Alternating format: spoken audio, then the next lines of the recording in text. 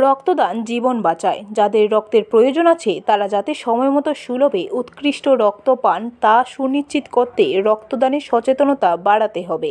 এই ধরনের বার্তা দিয়ে থাকেন রাজ্যের স্বাস্থ্যমন্ত্রী ডক্টর মানিক সাহা।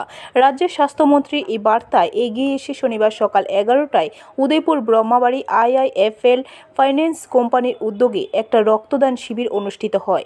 এই রক্তদান শিবিরে এদিন অংশ নেন এই ফাইন্যান্স কোম্পানির area manager Gautam Chakraborty, branch manager Jayanta Sutradhar সহ প্রমুখ। এই রক্তদান শিবিরে IIFL ফাইন্যান্স থেকে অফিসের কর্মী ও বিভিন্ন গ্রাহকরাও রক্তদান শিবিরে অংশ নেয়।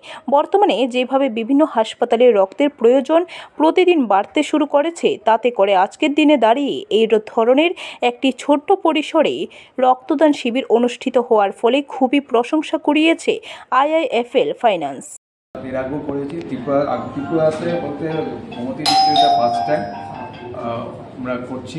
আমরা আশা করব যে নেক্সটে আমরা আপনাদের সহযোগিতা নিয়ে আমরা নেক্সটের অনুষ্ঠানগুলো সিএস সেক্টরে আমরা করতে পারবো, কন্টিনিউ করে যাব এবং আপনাদের সবাই সহযোগিতা আমরা কাম্য।